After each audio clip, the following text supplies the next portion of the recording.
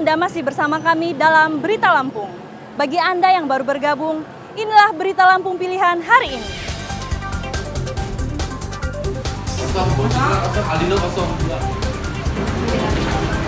PPDB tingkat SMP dari jalur zonasi di Bandar Lampung sepi pendaftar.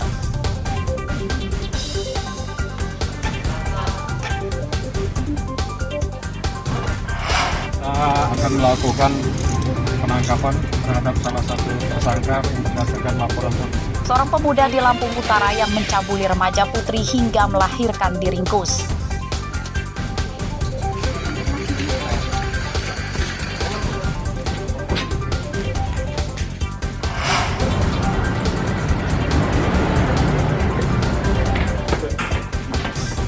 Seorang pegawai toko alat tulis di Pringsewu ditangkap saat sedang bekerja karena membobol brankas di tempat kerjanya.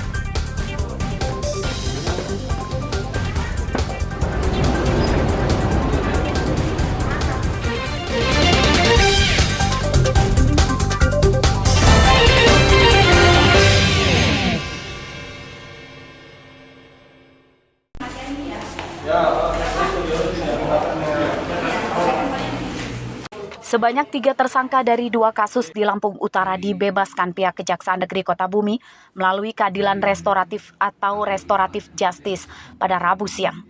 Penyelesaian dengan jalan damai itu menghadirkan ketiga tersangka serta pihak pelapor di Aula Kejari Kota Bumi.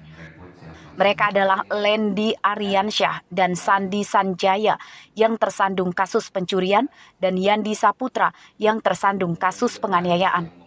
Kedua tersangka pencurian juga sudah mengembalikan barang curiannya kepada korban. Setelah mengucapkan permohonan maafnya kepada korban dan berjanji tak mengulangi perbuatannya, ketiga tersangka diperbolehkan pulang. Saya ucapin dengan kata-kata sekarang. Lagi bingung, udah senang aja. Intinya kita bersyukur ya? Ya. Para tersangka tidak dilarang atau tidak boleh mengulangi perbuatannya lagi, dan penuntutan ini dinyatakan selesai dan mereka bisa langsung pulang ke rumah masing-masing. Pihak Kejari berupaya mengedepankan sistem keadilan restoratif supaya memberikan efek jera dan kesempatan pada para tersangka untuk memperbaiki diri serta tidak mengulangi perbuatannya. Program keadilan restoratif berlaku untuk kasus tindak pidana ringan atau tipiring dan tersangka belum pernah dipenjara. Ardio Haba melaporkan dari Lampung Utara.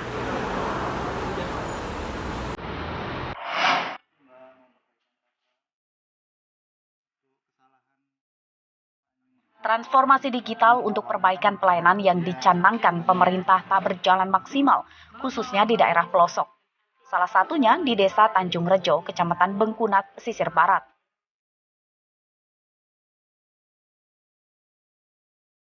Pelayanan yang kini serba daring tidak berjalan maksimal di desa ini, akibat lemahnya sinyal internet. Desa ini masih minim infrastruktur telekomunikasi.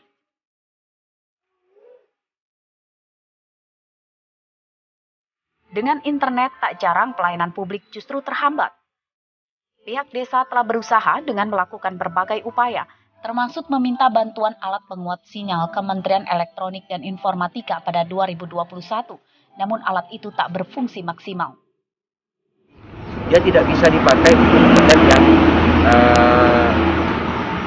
memaksimalkan pelayanan, misalnya untuk upload SDGs misalnya kan, untuk ke Desduk Capil, aplikasi-aplikasi yang kita ini nggak bisa cepat ya? Nggak bisa cepat. Nah, kadang juga ya nggak jalan, baktinya nggak maksimal. Kondisi cuaca berpengaruh nggak Pak? Ya kadang-kadang berpengaruh, tapi cuaca kan tidak juga hujan terus.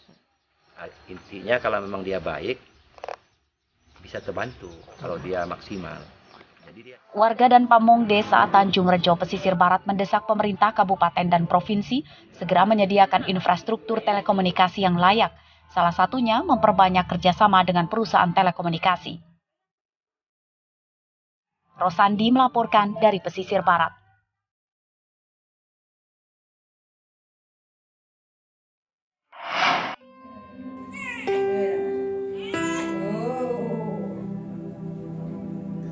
Nasib malang dialami bayi bernama Nike Safitri, putri pasangan Eliana dan Gatot, warga Agung Dalam Banjarmargo Tulang Bawang. Meski terlihat tumbuh normal, namun bayi berusia 4 bulan ini memiliki kelainan di perutnya. Ususnya terburai keluar dan harus dibungkus dengan plastik khusus yang diberikan oleh dokter. Menurut orang tuanya, kelainan pada perut Nike terjadi saat putrinya baru terlahir. Dokter menyarankan Nike untuk dioperasi dengan perkiraan biaya mencapai sekitar 50 juta rupiah. Eliana dan Gatot tidak memiliki uang sebanyak itu. Putri buruh serabutan ini belum dioperasi dan kini dirawat di rumah. Terus kata dokter harus sesar karena ada kelainan. Ya, terus sama dokternya disesar. Terus itu kelainannya ternyata itu ususnya di luar kandungan. Kita ya nggak maksud tadinya. Kalau ususnya di luar kandungan tuh apa? Nggak taunya ya di luar itu, di atas perutnya ternyata. Ya paling nggak main 3 bulanan. Baru kalau ada dana sekarang kita komunikasi baru bisa paling 3 bulanan bisa operasi. Sekarang dana itu sudah ada belum, Bu? Ya belum ada lah, kita namanya cuman buruh harian. Kalau ada ya nggak ada ya nggak ada dananya kita. Dampak kelainan pada perutnya, Nike mudah terserang berbagai penyakit dan sering menangis yang diduga akibat menahan sakit. Eliana dan Gatot berharap ada dermawan yang membantu biaya operasi Nike Safitri. Mustaqim melaporkan dari Tulang Bawang.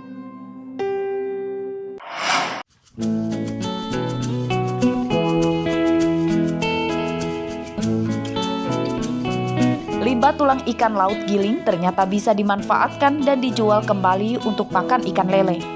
Hal itulah yang dilakukan para pengusaha ikan filet di perkampungan nelayan Ujung Bom, Kelurahan Kangkung, Kecamatan Bumi Waras, Bandar Lampung. Jika daging ikan filet dihargai Rp25.000 per kilogram, limbah tulang ikan giling dihargai Rp5.000 per kilogram. Penjualan hingga luar Bandar Lampung seperti Metro, Lampung Tengah, dan Pringsewu. Pengolahan limbah tulang ikan pun sangat mudah, yakni dengan cara digiling hingga halus dan dikemas ke dalam plastik. Pakan ikannya. Oh gitu. Iya. Nanti pengolahannya seperti apa itu? Pengolahannya harus digiling biar halus. Oh digiling sama seperti filet. Iya. Kalau dalam sehari bisa menghasilkan berapa kilo? 3 kintal. 3 kintal? Iya. 300 kilo? Iya. Oh itu nanti dia dijual lagi? Dijual lagi. Untuk apa sih memangnya? Untuk makan lele. Dagingnya dibikin untuk pempek bisa. Untuk pilet gitu ya? Dipilet untuk pempek.